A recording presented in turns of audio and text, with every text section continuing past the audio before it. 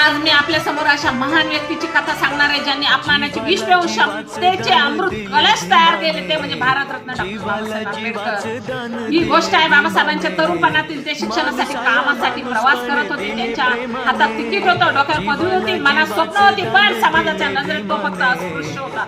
एक दिवस बाबासाहेब रेल्वेने प्रवास करत होते, त्यांनी नियमाप्रमाणे तिकीट काढले, डब्यात बसले, पण काही वेळातच लोक बुजू लागले, हा महार आहे, अस्पृश्य आहे, याला इथून काढा। तिकीट असूनही, शिक्षक असूनही, सभ्य असूनही त्यांना अपमानित करण्यात आले आणि शेवटी त्यांना गाडीतून खाली उतरायला भाग पडले।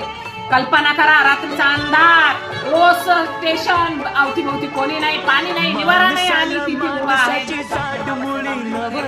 अपमानित, दुखावलेले, डोळ्यात पाणी, पण मनामध्ये जिद्द। पुढे ते एका गावात पोहोचले, तेथे त्यांनी बैलगाडीवाल्याला विचारले, मला गावात सोडशील का?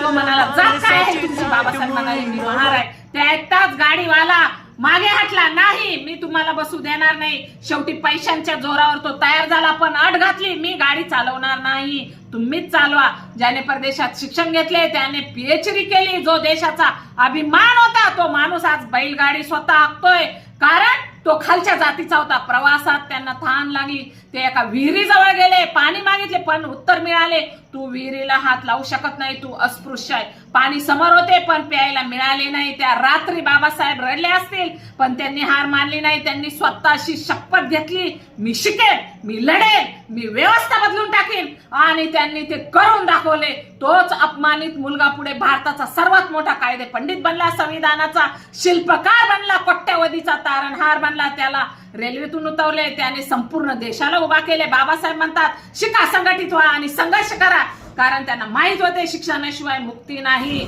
संघटनेशिवाय शक्ती नाही, संघर्षाशिवाय न्याय नाही। आणि आज आपण मोबाईल वापरतो, एसी गाडीत बसतो, मोठ्या कॉलेजमध्ये शिकतो, हे सगळं कोणामुळे? बाबासाहेबांमुळे। बाबासाहेबांचे शब्द होते, माझा जन्म हा शाप नसून समाज परिवर्तनाची सुरुवात आहे।